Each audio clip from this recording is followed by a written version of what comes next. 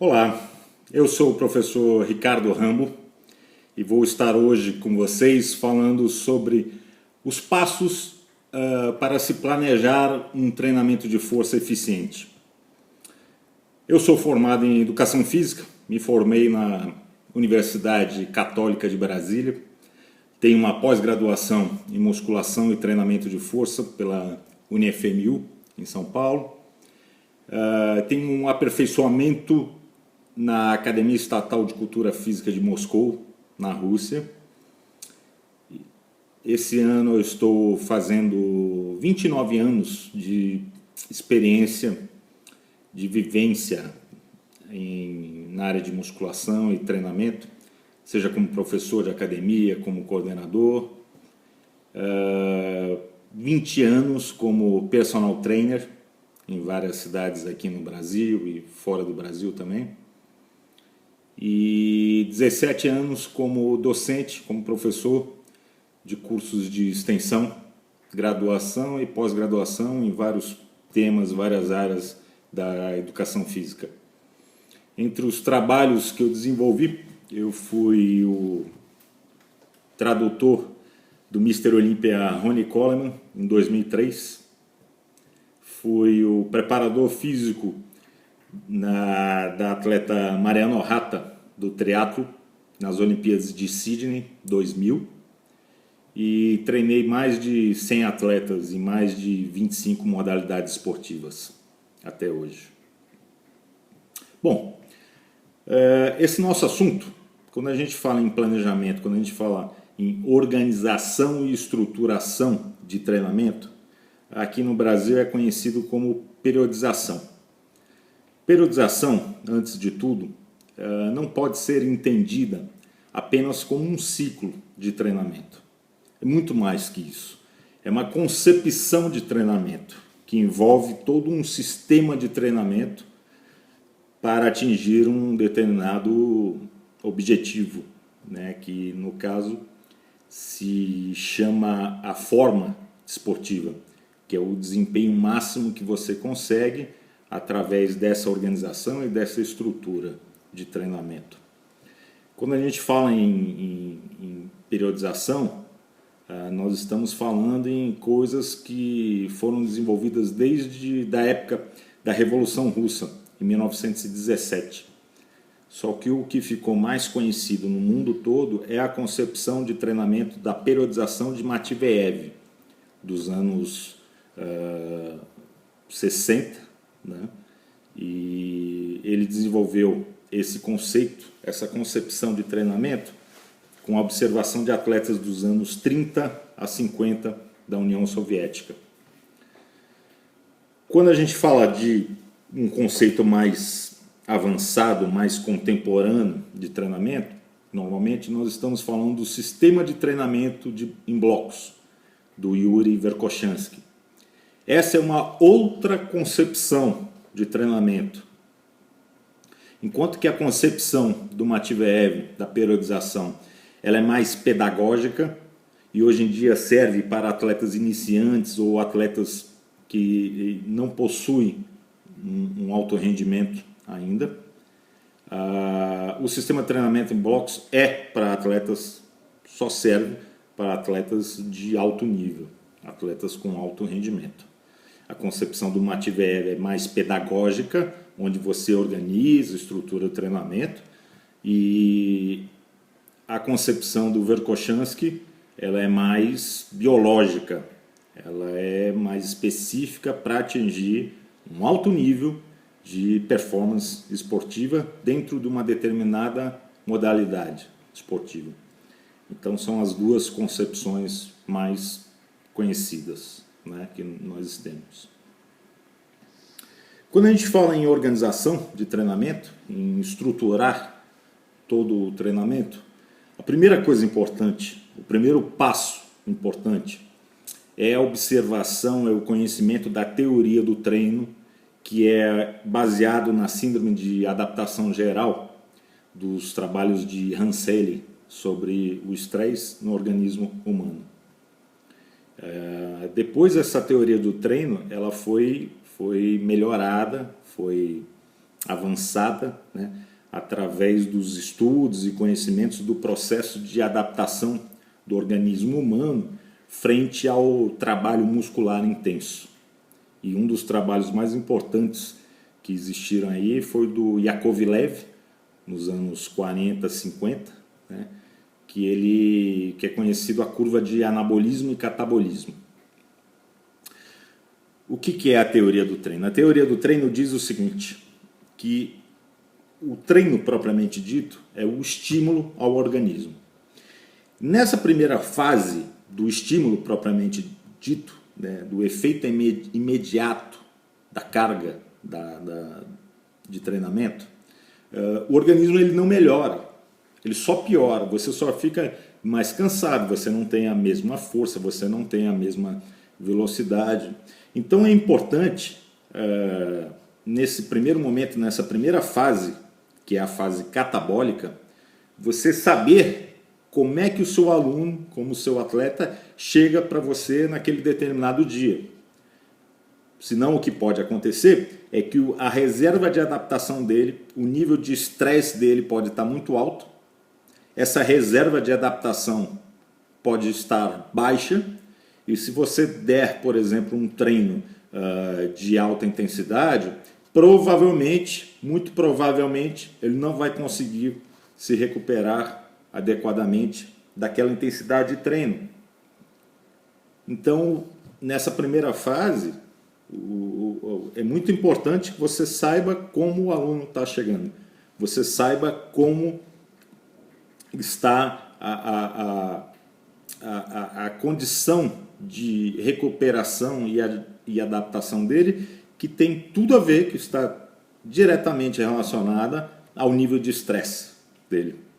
Um nível de estresse maior vai fazer com que você mude o seu planejamento daquela sessão de treinamento, daquela aula, daquele dia, e manipulando volume e intensidade para diminuir o estímulo como um todo. Na segunda fase desse processo de treino, de adaptação, nós temos o efeito posterior, o começo do efeito posterior de treino, que é a fase anticatabólica, que é uma fase importante para começar a puxar o freio de mão do catabolismo e acelerar a recuperação do organismo como um todo. Quanto mais rápido você acelerar os processos de recuperação, mais frequentemente você pode treinar e mais recuperado esse organismo vai estar para uma próxima sessão de treino.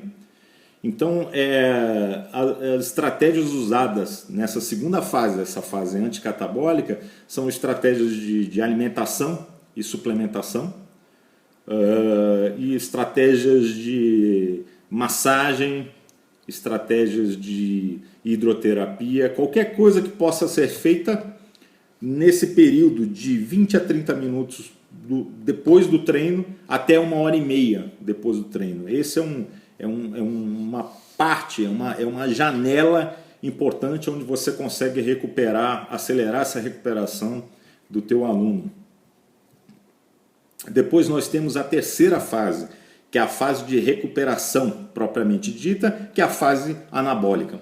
Essa fase de recuperação propriamente dita está muito ligada ao que ele come, às refeições que são feitas no pós-treino e ao sono, a qualidade e a quantidade de sono. Quando ele chega nessa recuperação, ele consegue se recuperar totalmente, né, da carga, do estímulo que foi dado no treinamento.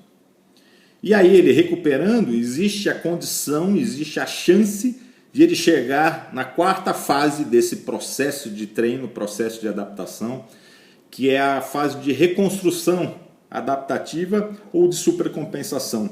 Essa quarta fase ele melhorou, é onde teve o efeito realmente de treino. Então é importante, né, o primeiro passo para planejar bem um treinamento é entender esse processo de treino, é entender o processo de adaptação do organismo humano frente ao exercício muscular intenso, né? Não é uma coisa simples, é todo um processo, são 4 fases, onde você tem o treino como relacionado a apenas uma das fases. As outras 3 fases, estão mais relacionadas a processos de recuperação, a estratégias de recuperação que você faz no pós-treino, a intervalos de recuperação adequados entre uma sessão de treinamento e outra, né? De forma geral, nós temos 48 a 72 horas, mas dependendo da intensidade de treino, vai existir a necessidade de um maior tempo de recuperação. Ou sessões de treinamento consecutivas vão exigir uma semana ou períodos maiores de recuperação após a intensificação desse treinamento, né? Para você recuperar o organismo como um todo. Então é importante saber essa questão da teoria do treino. Outra coisa relacionada à teoria do treino é o que o Verkhoshansky chama de reservas de adaptação. As reservas de adaptação é a energia gasta para que ocorra a adaptação do organismo humano. Então, quanto mais coisas você estiver fazendo no seu treinamento, vai existir a necessidade de maior mobilização de energias de adaptação. Quanto mais capacidades físicas você treinar numa mesma sessão de treino, maior a energia de adaptação gasta para se recuperar desse treino. Então, precisa se ter muito cuidado da quantidade de meios, que são os exercícios, e de métodos, como esses exercícios são feitos em uma sessão de treinamento só. Quanto mais variada, mais coisas você trabalha em um determinado momento, mais energia vai ser gasta para essa adaptação. E dependendo do contexto do aluno, se o nível de estresse dele estiver alto, se ele tiver algum débito de sono, se a alimentação não estiver adequada, ele não vai ter tanta energia para se adaptar.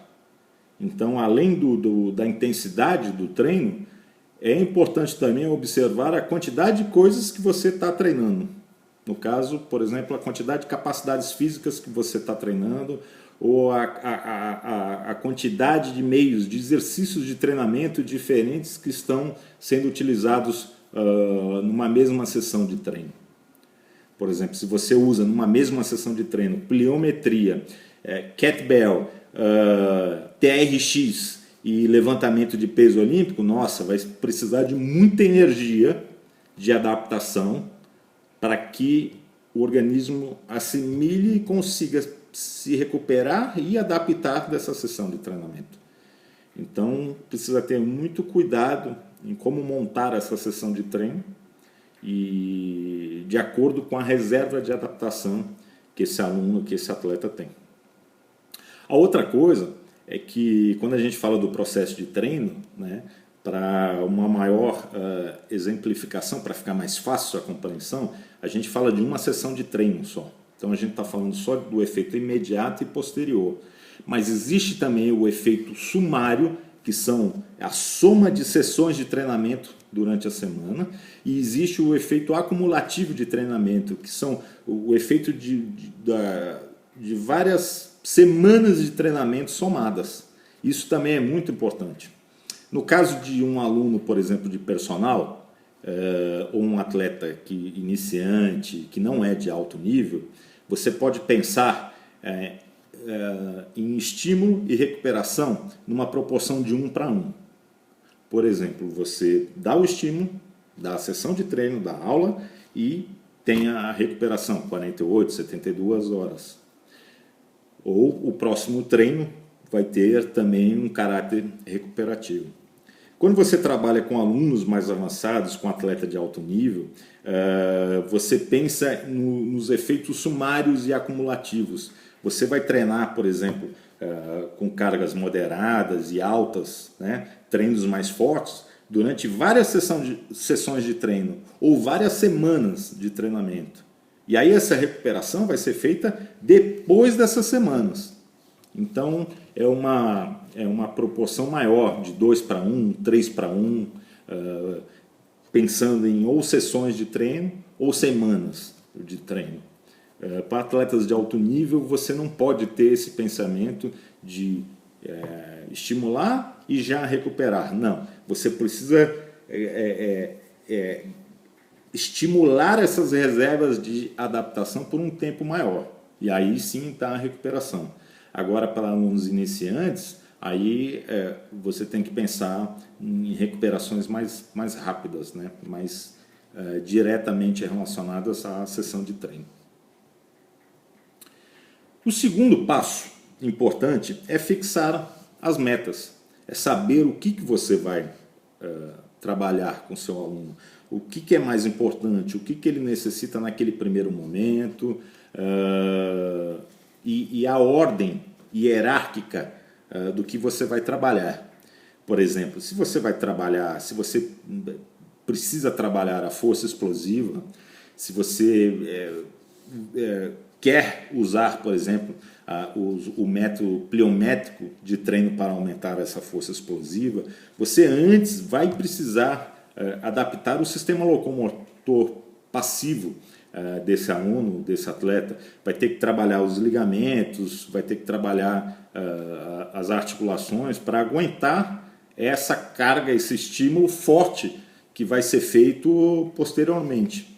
Então, nesse segundo passo importante, que é feito através de testes e avaliações, e existem várias hoje em dia que você pode usar para esse objetivo, você vai estabelecer as metas.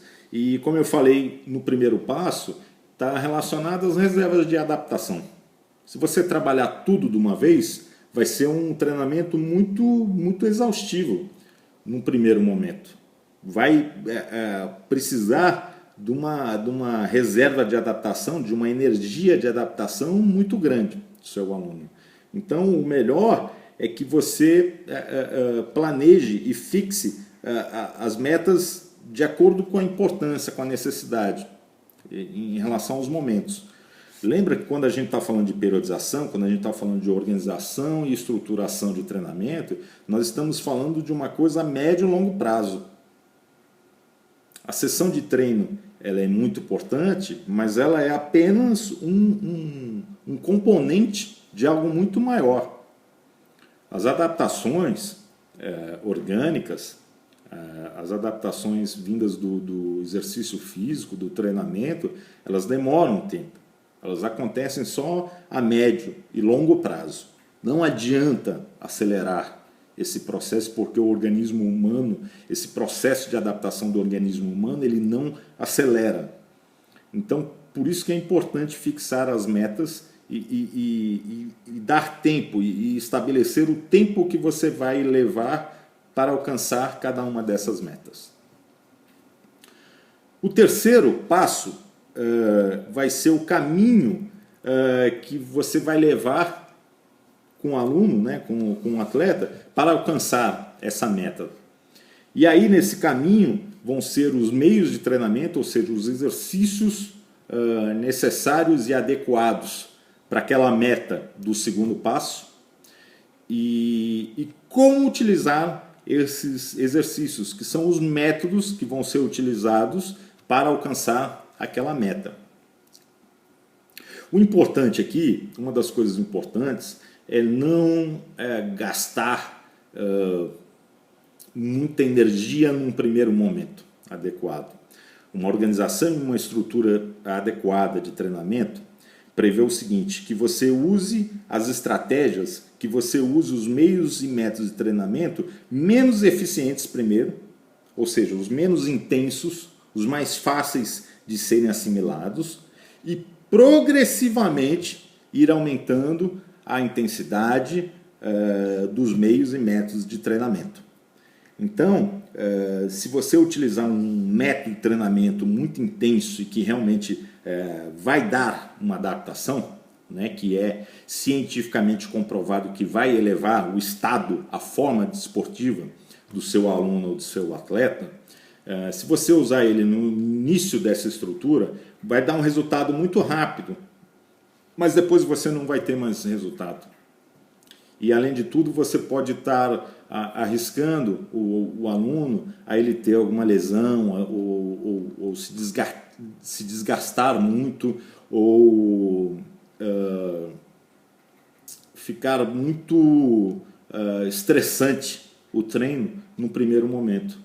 Então, o interessante, tanto para a parte psicológica quanto para a parte biológica do organismo do aluno, do atleta, é estabelecer assim, progressões sucessivas de intensidade, progressões de meios de treinamento, qual o exercício mais fácil e depois utilizar exercícios mais complexos.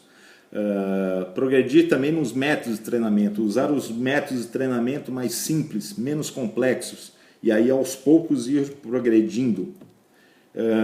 Se você usa todos os meios de treinamento, as ferramentas de treinamento, todos os tipos de exercícios, se você usa todos os métodos de uma vez só, depois a única coisa que vai acontecer, que você vai poder aumentar a intensidade, vai ser através da quantidade, só através do volume. Não tem mais nada que mexer, porque você usou todos os meios e métodos de treinamento possível.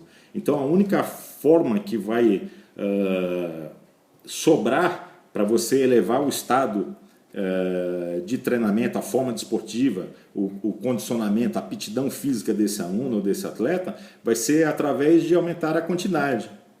E aumentar a quantidade nem sempre é o mais adequado, até porque demanda muito tempo, e normalmente um aluno de personal ou um atleta aqui no Brasil normalmente não tem um tempo muito grande para gastar, né, com essa preparação física, com esse treinamento. E isso vai envolver também, novamente, né, grandes reservas de adaptação, grande energia para se adaptar. Vai existir também uma necessidade de mais e maiores estratégias de recuperação. Então isso tudo vai dificultar muito o treinamento a longo prazo. Então uma boa organização e estrutura de treinamento prevê que você use progressivamente os meios e métodos de treinamento, aumentando progressivamente a intensidade, né, o estímulo para a adaptação que você quer. O quarto caminho é a identificação das etapas de treinamento. Né? Você precisa identificar quanto tempo você vai gastar com a adaptação. Essa adaptação, né, é a preparação que você tem do aluno ou do atleta, quanto tempo você precisa adaptar, normalmente pelo menos umas 4 semanas, é interessante. Depois você tem a etapa de desenvolvimento, que você começa a dar estímulos progressivos e mais adequados em relação àquela meta que foi anteriormente fixada. Depois você tem um período de aperfeiçoamento, onde começa a entrar sessões de treino mais intensas, começa a entrar meios e métodos de treinamento mais intensos, e depois disso você tem a manutenção e a recuperação também do organismo como um todo. Então, por exemplo, na periodização tradicional do Matveev, existem os modelos de 3 meses, 6 meses e 1 ano, um macro ciclo, ciclo grande de treinamento, né? Então, na primeira etapa, você vai aumentando progressivamente a forma desportiva, o rendimento. Você passa a ter um estímulo maior para o aumento dessa forma desportiva, mantém essa forma desportiva em um nível alto, aptidão física, né, no nível alto, e depois disso tem uma diminuição dessa forma desportiva, que é o período de recuperação. Então tem que nós temos que pensar também, dentro de uma organização e estrutura de treinamento, que nem sempre é possível se manter num nível de aptidão física muito alto. Não é possível estimular sempre o organismo humano para melhorar. Existe um tempo adequado que você consegue fazer isso. Por exemplo, para objetivos neurais, como, por exemplo, coordenação intermuscular entre os músculos que participam de um determinado movimento, você tem aí o tempo de aquisição desse objetivo em torno de 2 a 3 semanas. Para coordenação intramuscular no músculo, né, e aí a gente está falando de recrutamento de unidades motoras, nós temos aí 4, 6 semanas mais ou menos para atingir esse objetivo. Então, existe um tempo para atingir, você consegue manter durante um tempo e depois dessa forma, essa aptidão para esse objetivo, ela tem que ser diminuída, recuperada para iniciar novamente todo o ciclo de treinamento. E para objetivos morfológicos, de transformações morfológicas, como por exemplo a hipertrofia muscular, existe a necessidade de 2 até 5 meses de estímulos de treinamento, é um processo de treino. Hipertrofia muscular é um processo de treino de médio prazo, né? Onde você vai ter que, depois desse período, depois de em torno de 2 a 5 meses, você vai ter que recuperar. Existe uma necessidade de regeneração para aumentar novamente as reservas de adaptação e depois começar todo o treinamento de novo, iniciar todo o ciclo de treinamento de novo. Então, não é possível manter o organismo humano numa condição de bem treinado, de uma forma desportiva alta, durante um tempo muito prolongado.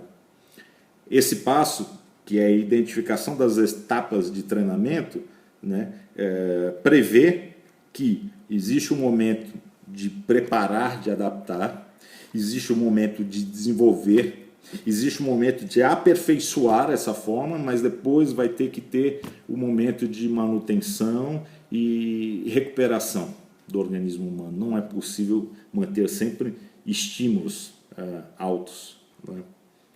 E aí nós vamos para o quinto passo, que é o controle de volume e intensidade. Quando a gente fala de exercício ou de sessão de treinamento, né, e quando falamos daquela primeira fase da teoria do treino, que é a fase catabólica, nós estamos falando de estímulo. Estímulo é a carga de treinamento. Essa carga de treinamento, ela tem 2 componentes. Um componente é o aspecto qualitativo da carga do estímulo, que é a intensidade de treinamento. E o outro componente dessa carga é o aspecto quantitativo, que é o volume de treinamento. A manipulação da intensidade de carga e do volume de carga que vai dar o efeito de estímulo eficiente para o treinamento. Em algumas etapas de treinamento, ou dependendo do que você quer desenvolver no aluno, por exemplo, da capacidade física, aumentar a quantidade de estímulo é mais interessante. Por exemplo, nas capacidades de resistência,